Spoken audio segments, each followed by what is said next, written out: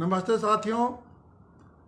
आज गांव सरकार की 29वीं कड़ी में हम आपसे बातचीत कर रहे हैं और देखिए धीरे धीरे हम कहाँ पहुंच गए।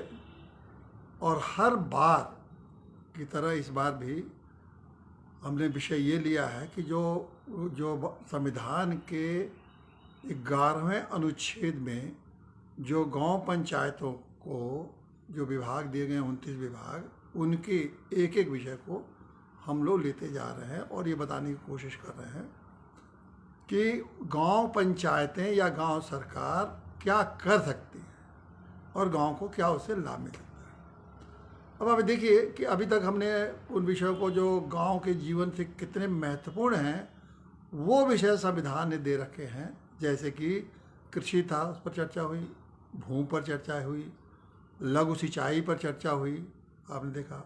उसके बाद पशुपालन पर चर्चा हुई, ये फिर मछली पालन पर चर्चा हुई। अब देखिए ये ग्रामीण अर्थव्यवस्था से के साथ जुड़े हुए ये सारे सवाल हैं, ये विषय है जो ग्रामीण अर्थव्यवस्था से सीधे जुड़े हुए हैं। बिना इनके गांव का कल्पना आप नहीं कर सकते। कृषि है, भूमि है, पशु है, मछली है, मछली पालन है, या तो ये सारी चीज़ों के बाद अब एक उतने ही महत्वपूर्ण विषय है आज का, वह है सामाजिक वानिकी का या फॉर्म वानिकी का, जिसको कि कृषि वानिकी कहते हैं। अब ये वानिकी मतलब आप ये समझ लीजिए, आपके समझ लीजिए वानिकी का मतलब है पेड़ पेड़ पेड़ गाँव में पेड़ पौधे लगाना, कि जो ये बिना उसके आप कल्पना भी नहीं कर सकते हैं। तो गांव होते नहीं बिना पेड़ पौधे का। कोई गांव होगा ये तो आप कल्पना नहीं करते, फिर तो उसको रेगिस्तान बोला जाता है कि रेगिस्तान ही बन जाता है अगर पेड़ पौधे नहीं है। ये पेड़ का महत्व है। और ख़ास करके हमारी जो भारतीय परंपरा है उसमें तो पेड़ को भगवान की तरह दर्जा दिया गया है, उसका पूजा किया जाता है। और इतने ही नहीं, हमारे जो धार्मिक पुस्तकें हैं उसमें तो सबका एक दायित्व है कि हर आदमी जीवन में कम से कम 5 पेड़ अवश्य लगाएगा। तो इतना हम लोगों को तो उसे धर्म के साथ जोड़ दिया गया है। खास करके भारतीय जो परंपरा है उसमें पेड़ तो उसके जीवन के साथ जुड़ा हुआ है और तमाम लोग पेड़ों की पूजा करते हैं। और तभी ये हमारे जीवन की पेड़ तो हमारे लिए उतना ही महत्व है जैसे कि जैसे मनुष्य खुद पेड़ को अपना ही एक अभिन्न अंग मानता है। तो ये जो लेकिन एक बात ये आपको ये समझने की बात है कि जब ये सवाल आता है कि पेड़ नहीं लिखा, संविधान ने जो दायित्व दिया है गांव पंचायत को, वो वृक्ष लगाने का दायित्व नहीं दिया, बल्कि उन्होंने कहा कि सामाजिक वानिकी को समझ। बहुत सारे हमारे मित्र जानते हैं कि पेड़ पौधे तो बहुत आसानी समझ सकते हैं, लेकिन ये नहीं समझ पाते कि ये सामाजिक वानिकी क्या है। तो मैं उसी को, आप वन तो सुने ही होंगे, सभी लोग जानते हैं कि वन क्या होता है। तो वन के बारे में सबको जानकारी होती है कि वन माने वन जंगल ये सब जानते हैं। लेकिन जब वानिकी और उसके साथ सामाजिक शब्द लग जाता है तो वो लोग समझ में आता है कि ये सामाजिक वानिकी क्या है। तो इसीलिए जब सामाजिक वानिकी को नहीं समझेंगे तो गांव पंचायत क्या इस संबंध में क्या सकती है ये भी समझ में नहीं आएगा। जबकि क्योंकि वो विषय ही नहीं समझ में आएगा तो क्या उस संबंध में किया जा सकता है ये समझ में कैसे आएगा। तो इसीलिए मैं बार बार इस कड़ी में आपको ये बता रहा हूँ कि पहले हम लोगों को ये समझने की ज़रूरत है कि गांव ये विषय हैं क्या और इन विषयों से गांव को लाभ क्या मिल सकता है। जब ये जान जाएंगे विषय को और ये जान जाएंगे कि इनसे लाभ क्या मिल सकता है, तो फिर जब वो गांव सरकार बनेगी तो आप उसको क्रियान्वित करने में तब आपको लगेगा कि तो बिल्कुल ठीक बात है कि ये विषय तो हमको जानकारी थी नहीं, अब जानकारी हो गई है। और ये गाँव पंचायतें जो वर्तमान है ये तो कुछ कर नहीं रही हैं और राज्य सरकारों ने ऐसा कोई उनको अधिकार नहीं दिया है कि जिससे कर लेंगे। तो ये तो इस व्यवस्था में तो कभी लागू हो ही नहीं सकती है। तो ये जिस व्यवस्था में लागू होगी कैसे, जब उसको आप समझेंगे। तो इसी दृष्टि से आज हम आपको इस विषय पर चर्चा कर रहे हैं कि सामाजिक वानिकी क्या है। देखिए सामाजिक वानिकी का मतलब, वानिकी ऐसा समझिए आप वृक्ष, और सामाजिक वानिकी का मतलब समाज के लोग, समाज के लिए और समाज के द्वारा, लोग समाज के लिए और समाज के लाभ के लिए। मतलब जब किसी काम में अगर समाज के लोग, कोई व्यक्तिगत स्वार्थ भी उसमें होता है, लेकिन जब व्यक्तिगत स्वार्थ के अलावा उसके साथ साथ उस काम से समाज को भी लाभ मिलता है तो उसमें उसको कहते हैं सामाजिक कार्य। ये तो होता है कि मैं कोई ऐसा काम कर रहा हूँ जिससे मुझे भी लाभ मिलता है और दूसरे लोगों को लाभ मिलता है। जैसे उदाहरण के लिए जैसे हम वृक्ष लगाते हैं तो वृक्ष हम अब लगाते हैं कि मेरा इस वृक्ष से लगाने से मुझको आय होगा। एक मोटी सी बात है, जैसे आम का वृक्ष लगाए हमने लगाया कि हमको इससे फल मिलेगा, फल मिलेगा तो उससे हमको धन मिलेगा और बच्चों खाने को मिलेगा फल, आम का फल। लेकिन उसके साथ साथ आप नहीं जानते हैं कि एक वृक्ष पूरे समाज की भी सेवा कर रहा है। वो पत्तियां दे रहा है, पर्यावरण को ठीक रख रहा है, उस पत्तियों से खाद बन रहा है, उसे ज़मीन की स्थिति हो रही है, उस पर चिड़िया और तमाम तरह के जीव जंतु उस पर आसरा पाते हैं। तो वो एक तरह से पूरे समाज का वो लाभ कर एक पेड़ दे रहा है। ऐसा नहीं है कि केवल उसे आप लाभ उठाते हैं। तो इसी को कहते हैं कि सामाजिक कार्य है, यानी सामाजिक वानिकी, यानी समाज के लिए पेड़ लगाना, वृक्ष लगाना, ये आप समझ लीजिए ये सामाजिक वानिकी का उद्देश्य है।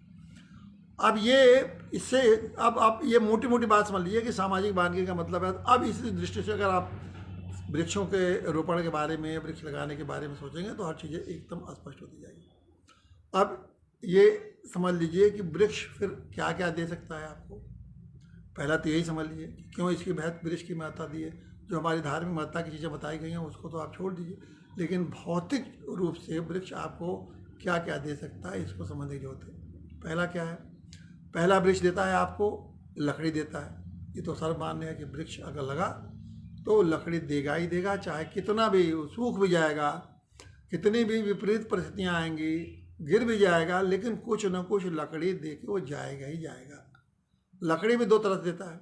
एक तो जब वो वृक्ष बहुत अपना आयु पूरा कर लेगा उसके बाद देगा, या जब बीच में भी अगर आप उसको इस्तेमाल करना चाहें, काटे वटेंगे तब भी वो देगा। साथ साथ वो वृक्ष का ये भी एक गुण है कि जब वो विस्तार करता है तो कुछ लकड़ियों को, सूखी लकड़ी हमेशा निकालता रहता है। देखिए कितना सुंदर प्रकृति की व्यवस्था है कि कुछ न कुछ वो सूखी लकड़ी निकालता रहता है। अब उस सूखी लकड़ी से आप उसका उपयोग करते हैं, जलौनी का उपयोग करते हैं। बहुत सारे ऐसे वृक्ष हैं जिसकी कि हर साल वो कहता है कि हमारी कटाई कर दीजिए, और उस कटाई से वो आपको पूरे के पूरे साल ईंधन का काम करता है।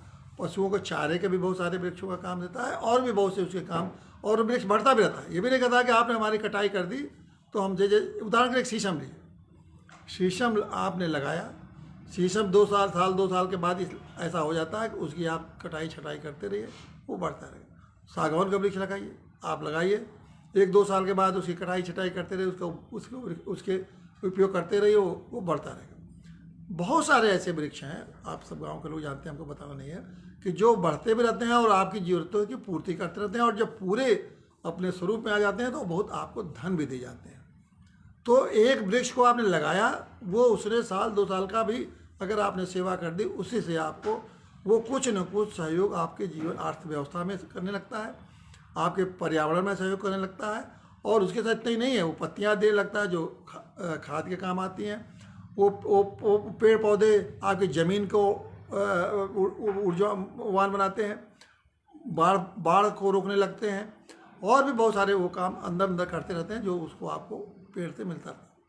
तो पहला तो आपने बताया कि मैंने आपसे बताया कि लकड़ी देता है। लकड़ी के वृक्ष लगाया आपने तो आपको लकड़ी देना वो शुरू कर देता है और अंत तक देता रहता है। उसके बाद वो कुछ ऐसे वृक्ष हैं जो कि आपको उत्पाद देते हैं। जैसे आपने कभी सुना होगा कि बहुत से वृक्ष हैं, जैसे वो खजूर का ही वृक्ष देखिए, खजूर का है, वो उत्पाद देता रहता है कि उसकी ताड़ी उससे लोग लेते हैं, उसका जो दूध निकलता है उसको लोग खाते हैं। बहुत से पेड़ हैं कि जैसे लाह निकलता है, उन पेड़ों से गोंद निकलती है, वो देते रहते हैं। जैसे रेशम के पेड़ हैं तो वो कीड़े देने लगते हैं। इस तरह बहुत सारे वृक्ष हैं जो कि ऐसे उत्पाद देते हैं कि जो कि आपको प्रारंभ से ही वृक्ष लगा 1-2 साल के बाद वो निरंतर आपको कुछ न कुछ उत्पाद देते हैं, उससे आपकी आर्थिक लाभ मिलना शुरू हो जाता है। तो देखिए उत्पाद, वृक्षों का उत्पाद देखिए आपको मिलने लगता है। कुछ पेड़ ऐसे हैं जो कि मैं ये जो बातें बता रहा हूँ, ये जो पेड़ों से देखिए ये तो परोक्ष लाभ है। अभी उसके अपरोक्ष लाभ है वो भी बहुत है, मतलब मैं आपको गिनाऊंगा, लेकिन ये तो परोक्ष लाभ आपको मिलने लगता है ना, कि जैसे आपने लकड़ी मिलना परोक्ष लाभ है, उसके उत्पाद मिलना ये परोक्ष लाभ है। उसके अलावा कुछ दवा व औषधि पेड़ भी हैं, बड़े बड़े पेड़ हैं, औषधि लाभ देते हैं। आप सभी लोग गांव के रहने वाले जानते हैं कि कौन सा औषधि लाभ है। जैसे गूलर है, गूलर का फूल देखिए कितना महत्वपूर्ण है, कई दवाओं में काम आता है। इस तरह से बहुत पेड़ तत्काल वो कोई न कोई औषधि के देते रहते हैं, और जैसे जामुन है, जैसे जामुन का पेड़ है, देखिए जामुन का तो डायबिटीज़ में कितना महत्व है, तो जामुन का फल भी महत्वपूर्ण है। उसके साथ साथ वो पेड़ों का महत्व यह है कि उसके दवाएँ तमाम चीज़ें, जामुन तो बहुत मशहूर हो चुका है डायबिटीज़ की बीमारी के लिए, उसके लोग जड़ है, ये है वो है, हर चीज़ उसका उपयोग करते हैं। आम तो खैर है ही है, आम के बारे में तो कहना ही नहीं। तो ये सारे जो वृक्ष है वो आपको लाभ, उत्पाद से आपको लाभ देने लगते हैं। दूसरा तो ये उसका ये परोक्ष आपको लाभ मिलता है। बांस है, बांस का पेड़ लगाइए, देखिए वो आपको परोक्ष लाभ देने लगता है तत्काल। बांस से तमाम उसकी टहनियाँ हैं, पत्ते हैं, ये हैं वो हैं, तमाम उसके इस्तेमाल शुरू से होने लगती है। बाद में बांस अपना जब पूरा आयु पूरा कर लेता है या बीच में भी, तभी उसका बहुत अच्छा खासा पैसा दिया जा उसके आपको मिल जाता है। तो ये परोक्ष रूप से में अनगिनत लाभ है। अब और जिन लाभों को आप दिन रात गांव में उसका लाभ उठाते हैं अगर पेड़ से, लेकिन इसके साथ साथ पेड़ों से बहुत आप समझ लीजिए अपरोक्ष लाभ है। अब उसको भी आप समझिए, जैसे मैंने कहा सबसे बड़ा पेड़ जो है, पेड़ पौधे पर्यावरण को नियंत्रित करने में बहुत काम आते हैं। और कहा गया है कि पेड़ पौधे एक तरह से आपके जीवन में वो ऑक्सीजन, जो प्राणवायु जो आपको मिलता है जीने के लिए, वो पेड़ पौधे से ही मिलता है, क्योंकि सभी कुछ ना कुछ ऑक्सीजन देते हैं। और पीपल का पेड़ तो ऐसा पेड़ माना जाता है कि जो कि रात में जबकि और पेड़ शांत हो जाते हैं, कार्बन डाइऑक्साइड देते हैं, तो पीपल का ऐसा वृक्ष है वो कार्बन डाइऑक्साइड नहीं देता है बल्कि ऑक्सीजन देता है। मतलब रात को अकेले पीपल जो है पूरे पर्यावरण को, वातावरण को शुद्ध किए रहता है। और इसीलिए पीपल इतना बुरा, अगर 100 पेड़ जो है ऑक्सीजन देना भी एक उदाहरण के दे रहे हैं, बंद कर देते हैं रात में, तो पीपल का पेड़ अकेले इतना ऑक्सीजन देता है कि पूरे वातावरण को, वो प्राणवायु को शुद्ध रखता है। और भी बहुत सारे उसके संतुलन, किस तरह से पेड़ एक दूसरे के साथ रह के और किस तरह से संतुलन का कार्य करते हैं, ये तो आपको आप अपरोक्ष रूप से आप उसके अगर उस पर जाएंगे तो बिना जीवन, गांव का ग्रामीण जीवन तो बिना पेड़ों के रह ही नहीं सकता है वहाँ। और इस तरह से अपरोक्ष लोग और भी उसके बहुत सारे हैं कि बाढ़ से बचाना है, सूखे से बचाता है पेड़। जो पानी अगर आप बहुत ज़्यादा जहाँ पानी लगता है अगर आप पेड़ लगा दीजिएगा तो उन पानी को सोखता है, पानी के वाटर लेवल को पेड़ ठीक करता है। पेड़ उस तरह से आपको हरियाली, एक ऐसा हरियाली का माहौल बनाता है कि आप जिधर देखेंगे सारी हरियाली हो। लोग डॉक्टरों का ही कहना है कि अगर आंखों से आप हरी चीज़ों को देखते रहें तो आँख कभी ख़राब नहीं होते। तो चारों तरफ हरियाली का एक वातावरण बनता है। सबसे महत्वपूर्ण काम एक ये भी आप उस पर आप ध्यान देने की कोशिश करिए कि पेड़ों ने जीव जंतुओं का वो घर है। छोटे छोटे पशुओं के पशु वहाँ जाके रात दिन में, वहाँ दिन में धूप में जाके वहाँ सभी लोग अपने पशुओं को पेड़ को ही नीचे बांधते हैं ताकि धूप से बचाता है। इसके अलावा तमाम पक्षियाँ हैं, छोटे छोटे जंतु हैं, सब आश्रय पाते हैं, उनका घर वही है पेड़। एक गांव में अगर पीपल का पेड़ हो, बरगद का पेड़ हो, पकड़ी का पेड़ हो, आप देखते हैं यहाँ के नीचे दिखती छाया तो रहती है, कितने जीव जंतु उसमें रहते हैं। और ये सारे जीव जंतु जो है वातावरण को किस तरह से उत्साहित रखते हैं, छोटे छोटे पक्षियाँ बैठती हैं, किस तरह से माहौल को सुंदर बनाए रहती है। तो एक तरह से ये पूरे जो आपके जीवन को तो प्राणवायु देते ही हैं, तमाम पशु पक्षियों के आश्रय के लिए भी पेड़ अपना योगदान करते रहते हैं। तो इसीलिए हम लोगों के तो धार्मिक पुस्तकों में लिखा ही हुआ है कि हर आदमी को कम से कम 5 पेड़ लगाना उसके लिए आवश्यक है, तभी उसको 5 पुत्र की तरह से जिम्मेदारी पैदा करना है। उसी तरह से 5 पेड़ लगा के का लाभ मिलता है। 5 पुत्रों के बराबर आपको अगर 5 पेड़ आपने लगा दिया तो वो लाभ आपको मिलता है। तो ये आप देखिए कि ये एक तो आपको देखा आपने एक परोक्ष लाभ और परोक्ष लाभ किस तरह से मिल रहा है। एक सुंदरीकरण का भी काम है। पेड़ के आप बहुत सारे पेड़ हैं जो फल भले न दें, लेकिन कितना गुलमोहर का पेड़ लगा दीजिए, 10 पेड़ लगा दिए, लालिमा फैल जाती है, कभी पीलापन फैल जाता है, पूरा गांव सुंदर हो कितना दिखता है। सड़कों के किनारे आप लालिमा आप 10 लोग पेड़ लगा देते हैं गुलमोहर के, तो आप चले जाइए बहुत सारे राज्यों में आप चित्रों में आप देखेंगे, अब विदेशों में बहुत है कि पूरा एक सड़क के किनारे वो एक ही ढंग का वो पेड़ लगा देते हैं, एक रंग के कुछ लोग विभिन्न रंगों के लगा देते हैं। और सड़क से गुजरिए तो लगता है कि कि हम स्वर्ग में आ गए हैं, जैसे कि पेड़ों के दोनों तरफ एक सुगंधित पेड़ है तो कहीं रंगीन पेड़ है, और वो एक अलग माहौल जैसे लगता है कि जो मैं कहता हूँ ना कि गांव स्वर्ग बन जाएगा, तो इसी तरह बनता है। इन्हीं चीज़ों से मिलकर गांव स्वर्ग बनेगा। और कोई स्वर्ग वो नहीं है कि आप स्वर्ग के मतलब है कि आप वहाँ जाएंगे तो वहाँ आपको बिना कुछ किए दिए वहाँ आपको सब कुछ मिल जाएगा। यही स्वर्ग है, आप ही को बनाना है।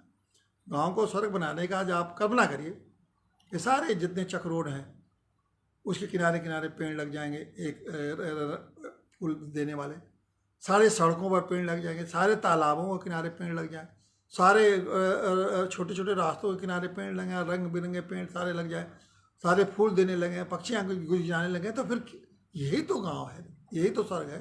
और इससे स्वर्ग खोजने कहीं और जाएंगे क्या? हर गांव स्वर्ग हो जाता है। ये पेड़ आपको वो हरियाली, वो सुंदर फल, वो सुंदर फूल, वो वातावरण बना देंगे कि आपको गांव छोड़ने का मन ही नहीं करेगा। लेकिन हुआ क्या कि आपने इन चीज़ों को महत्व नहीं दिया, और सरकार विभाग की तरह से गाँव को चलाने लगे। गाँव पंचायत वाले कहते भाई हमें पेड़ लगाने से कहाँ अधिकार है, हम कौन सा बजट लगाएंगे, पेड़ लगाएंगे, हम कहाँ से इसकी व्यवस्था करेंगे। बस हो गया वो सारे जो पेड़ लगे थे, लोगों ने खेत, आबादी बढ़ती गई, जहाँ पेड़ लगे थे काट काट के खेती करने लगा, सब लोग करने लगे। ये समझे नहीं पाए कि पेड़ के पत्तियों से कैसे खाद बनता है, तो उन्हें लगा कि पेड़ हमारे खेत में छाया पैदा करती है, और छाया देती है तो हमारा फसल नुकसान होता।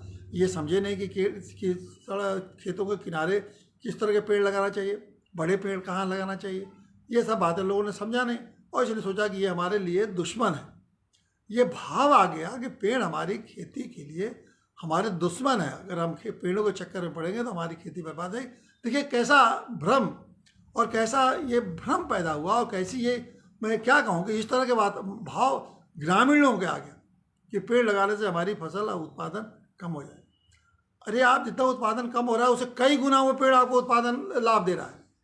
आपका 2 क्विंटल, अगर मान लीजिए एक उदाहरण के लिए कि 1 बीघे में 10 क्विंटल आपका गेहूँ हो रहा है, अगर एक 9 क्विंटल हो गया पेड़ लग जाने से, लेकिन ये आप नहीं सुनो कि 1 क्विंटल का फायदा तो वो पेड़ आपको 4 पेड़ लगा दीजिए उससे कई गुना फायदा वो 4 पेड़ आपको दे रहा है। लेकिन वो समझ में नहीं आए, उस समय समझ में आएगा कि मेरा एक, तो ये लोगों को बताया नहीं गया, लोगों को समझाया नहीं गया, उस तरह से लोगों ने काम नहीं किया, इसीलिए उस दलदल में फंसते चले गए, दलदल, और अब दलदल से निकलना मुश्किल हो गया क्योंकि उनको कोई रास्ता ही नहीं है सरकार का, और सरकार चाहती नहीं कि दलदल मिल गए, सरकार चाहती है और दलदल में फंसे रहें और हमको वोट देते रहे और हम उनको टुकड़े फेंकते रहें, कभी 500 कभी 1000 रुपया, कहेंगे भूखे हो मर रहे हो, लो ये 500 रुपया 1000 रुपया लो, बस मेरी वाह करो, फिर अगले बार फिर हम कुछ टुकड़ा फेंक देंगे। अरे वो 500 1000 रुपया एक पेड़ की एक डाल से मिल जाएगा, लेकिन ये समझ में ये आती नहीं बात, और इसलिए लोग उस दलदल में फंसे हुए।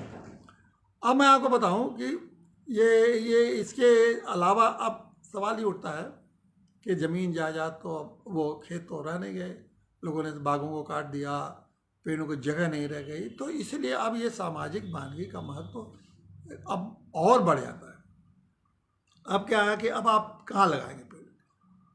पेड़ फायदे हो गए, प्रत्यक्ष लाभ हो गए, अपरोक्ष लाभ मिल गया, कहाँ पेड़ लगाएंगे? इस बात को आपको समझना चाहिए कि पेड़ लगाएंगे कहाँ। तो पेड़ लगाने के लिए अब आपको देखिए गांव में अब कोई जगह नहीं बचती, मैं नहीं समझता कि अब लोग अपना, लेकिन सार्वजनिक स्थान है जितने गांव में वहाँ तो पेड़ लग सकते हैं। सार्वजनिक स्थान क्या है? चक रोड है, देखिए चक रोड के दोनों तरफ पेड़ लगता है, वो पेड़ ना लाइए, पॉपुलर पेड़ जो सीधा जाता है वो उस पेड़ को लगाइए, उसमें वो तो कोई जगह ज़्यादा देता नहीं है। जितने पोखरे हैं, तालाब हैं, सड़कें जो गांव से गुजरती हैं, नहरें हैं, उसमें लगेगा। जिनके घरों के आते हैं उसमें पेड़ लगेगा। जितने पंचायत के बंजर ज़मीन है जिस पे कि वो जो खाली पड़े हुए हैं उसमें पेड़ लग सकता है, उसमें पेड़ लगाइए। जहाँ जहाँ भी दिखाई दे कि ये बहुत नालियाँ बनी हुई हैं और नालियों का बीच में से पानी जाता है, उसके किनारे किनारे हो पेड़ लगाइए। अगर आप देखें तो इतनी ज़्यादा ही जगह हैं कि और किस तरह पेड़ लगाएं, उसके अनुकूल आपको पेड़ लगाना पड़ेगा। कहीं बड़े पेड़ लगा सकते हैं, कहीं छोटे पेड़ लगाते हैं, कहीं झाड़ी की तरह से लगेगा, लेकिन हर पेड़ तो कुछ ना कुछ दे के ही जाएगा ना। तो ये सारी चीज़ें पेड़ लगाने के लिए, तो इसी को कहते हैं कि एक सामाजिक आवश्यकता की पेड़ की जो जगह है, जो सार्वजनिक जगह है, वो वहाँ पेड़ जैसे लगाना चाहिए। बहुत से पंचायत भवन हैं, जगह उसमें रहती है। अस्पताल है, सरकारी अस्पताल, वहाँ भी जगह रहती है। बहुत सारे सरकारी दफ्तर रहते हैं, बीज गोदाम रहते हैं, बहुत सारी जगह हैं जो सरकार की हैं। वहाँ कम से कम खूब अच्छी पेड़ लगना चाहिए। ये आपका ये जगह है, जगह की भी आप कहिएगा कहाँ पेड़ लगाया जाए। और ये काम जो मैं कहता हूँ ना कि अभी मैं बताऊँगा कि कैसे इसको गाँव सरकार इन तरह से योजनाएँ कैसे लगा सकती है। अब ये आपको लग गया कि पेड़ के लाभ, पेड़ का लगना कहाँ लग सकता है, क्या फ़ायदा हो सकता है। अब इस संबंध में जो सरकार जो कर रही है कि सरकार भी इसको चाहती है। देखिए, सबसे पहले पेड़ों को ये सामाजिक बांधगी की जो बात आई ना, वो हमारे यहाँ तो खैर परंपरा का तो मैंने जैसे बताया कि पेड़ लगाना, ऋषि मुनि सब जंगलों में रहते थे, पेड़ों के बीच में रहते थे।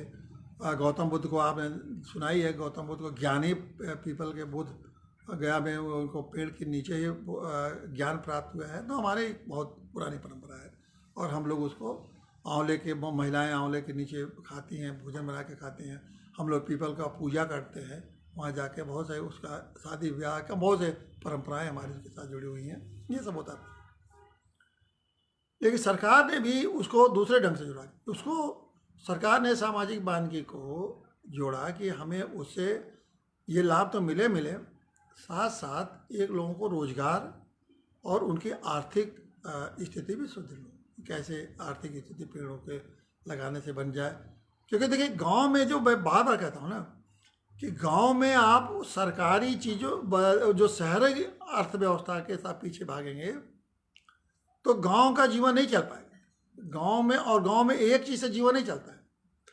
गांव में कृषि से लेके, जैसे मैंने बताया, कृषि से लेके पशुपालन, वृक्ष पालन, वृक्षरोपण, ये तमाम चीज़ें मैंने आगे भी बताऊंगा किस तरह से गांव में 20 चीज़ें हैं जिसको करके हम अर्थव्यवस्था को साल भर कुछ अर्थव्यवस्था आय कर सकते हैं और इतना कर सकते हैं कि बड़े ठाठ से जीवन को सुखमय ढंग से गांव में बिता सकते हैं। बस उस व्यवस्था को हमको समझना है, उस व्यवस्था को पुनर्जीवित करना। मैं बार बार कहता हूँ पुनर्जीवित करता हूँ, मर चुकी है व्यवस्थाएं।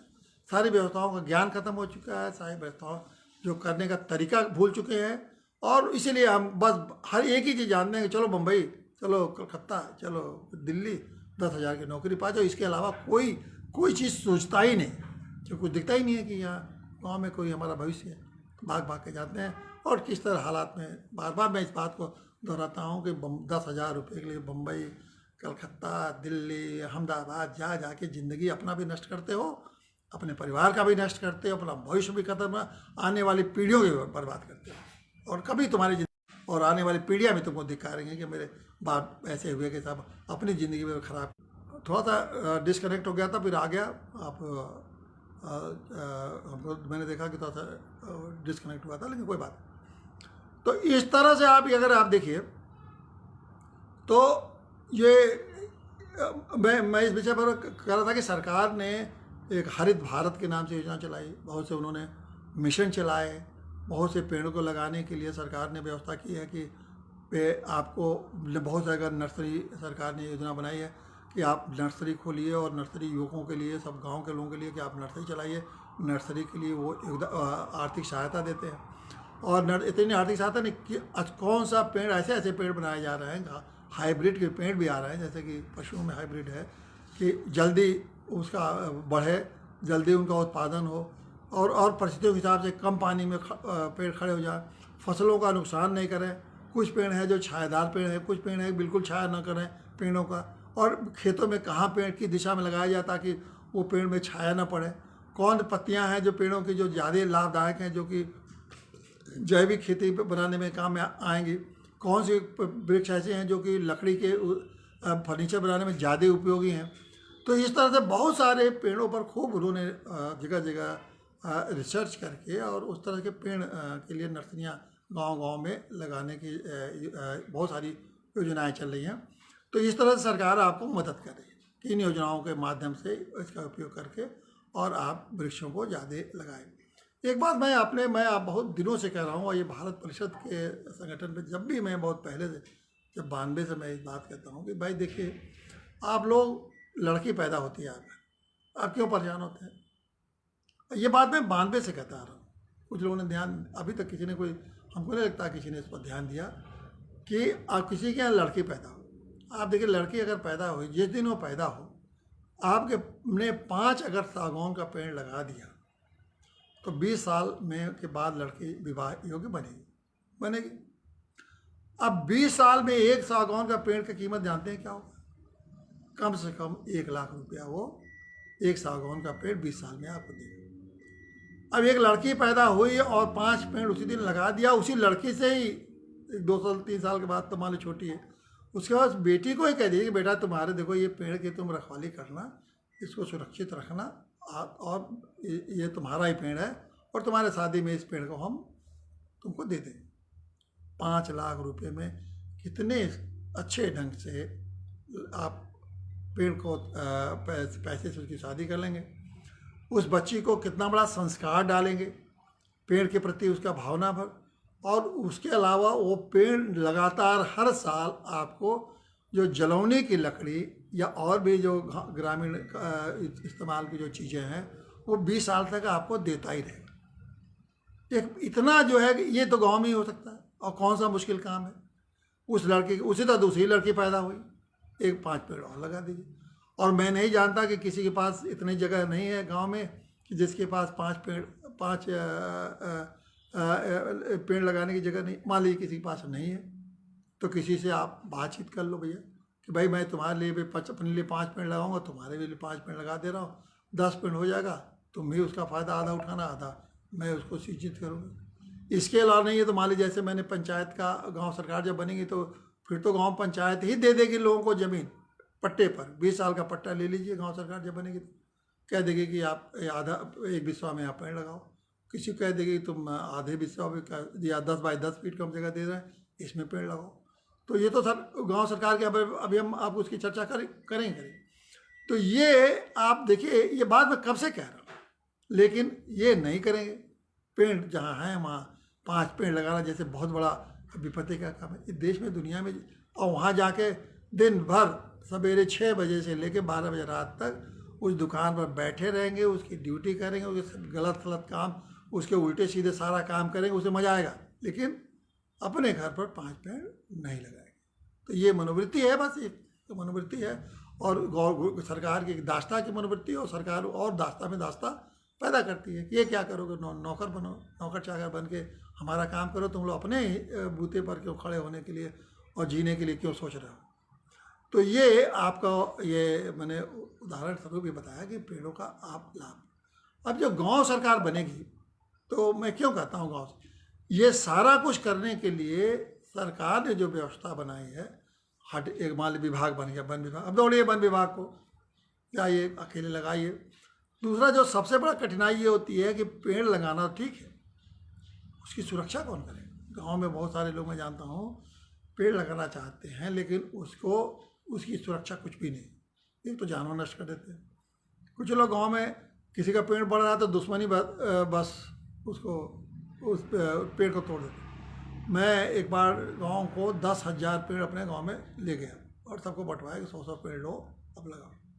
कुछ लोग शीशम का था, सागौन का था, बहुत सारे पेड़ मैंने उन लोगों को बंटवाया। और सरकार मुफ्त में पेड़ देती, बहुत सारे सरकार की योजनाएं जिसमें मुफ्त के पेड़ देती हैं, NGO आते हैं वो भी आपको मुफ्त का पेड़ देते हैं, ये सब मुफ्त मिल जाता है, कोई बहुत कठिनाई नहीं है पेड़ मिलने में। तो जब मैं गया तो दिया तो कुछ पेड़ हुआ, तो बहुत से लोग गांव में दुश्मनी के लिए जब जाते थे तो वो इनका पेड़ न बढ़ जाए, ये प्रवृत्ति गांव में होती है, पता नहीं क्यों, ये कब जाएगी। बड़ी बड़ी बातें तो लोग कहते हैं, लेकिन ये प्रवृत्ति मनोवृत्ति की दूसरे का विकास देखने में उनको ईर्ष्या होती है। धीरे धीरे वो भी खत्म होगी, गांव सरकार बन जाएगी तो वो प्रवृत्तियाँ भी खत्म धीरे धीरे हो जाएंगी, वो ईर्ष्या। जब गांव सरकार बनेगी तो जैसे मैं हर विभाग की तरह से बताया कि हर विभाग में ये गांव ये सामाजिक वानिकी या कृषि वानिकी का एक समिति हो जाएगी। ये समिति जो है उन लोगों को पूरी तरह ये जो व्यवस्था है उसको समझेगी, इसको उत्साहित करेगी, गाँव को बताएगी कहाँ कहाँ पेड़ लगना है, कौन कौन पेड़ लगना है, कहाँ से पेड़ मिल रहा है, कैसे आना है, कितना कहाँ हमको नर्सरी बनाना है। गांव वाले खुद अपना नर्सरी बना सकते हैं, उसे आय कमा सकते हैं। गांव के नौजवानों को गांव पंचायत मदद कर सकती है कि 2-4 नर्सरी लो और यहाँ से पेड़ बाहर जाकर वन विभाग को सप्लाई करो या ये और उसे आय कमाओ। हर पेड़ों को संरक्षण के लिए क्या होगी, और फिर उन पेड़ों को कोई नुकसान करता है तो उसकी सुरक्षा समिति उसको दंड भी देगी, उनके खिलाफ जुर्माना कराएगी। मतलब वो अगर और कोशिश करेगी कि हर तरह से गांव में इस तरह से पेड़ों के और ये जो सामाजिक बांधने का कार्य है उसको आगे बढ़ता है। लेकिन आज तो कोई आप बता दीजिए कि कौन सा विभाग इसको आपको आगे पेड़ बांट देगा। ये पेड़ सूखा, पेड़ पर दवा लगी, पेड़ क्या हुआ, पेड़ के बारे में फिर वो विभाग आएगा। अब आप जानते हैं कि सरकार कहती है, इस बार एक मुख्यमंत्री आया कहेगा, घोषणा का मैं इस साल 10 करोड़ पेड़ लगवा दूंगा। अब तक भारत में कम से कम कई अरब पेड़ लग चुके हैं। अब 10 करोड़ पेड़ खरीद लिया गया, फॉरेस्ट विभाग ने खरीद लिया। एक एक पेड़ का 50-50 रुपये में, 20-25 रुपये में खरीदा हो गया, बांटना है मुफ्त। पेड़ बढ़ गए। अब कितने में बढ़े, किस नर्सरी में, नर्सरी वाले उन्हीं के आदमी लोग होते हैं, ठेकेदार टाइप के लोग नर्सरी चलाते हैं। नर्सरी में पेड़ बिक गया, ट्रक से उतर गया, बट गया, अब लग गया 10 करोड़ पेड़ लगे। एक भी पेड़ लग तो गया, जिंदा बचा रहा। जिसे बच्चे का पालन करना पड़ता है, उसी तरह पेड़ों का भी पालन करना पड़ता है। और पेड़ों का पालन नहीं करेंगे, हाँ, जैसे बच्चे को 3-4 साल 5 साल आप पालन कर दिए, उसके बाद वो अपनी ज़िंदगी चलने लगता है। उसी तरह प्रकृति जो भी चीज़ बनाई है उसको कुछ दिन तक पालन पोषण करना पड़ता है।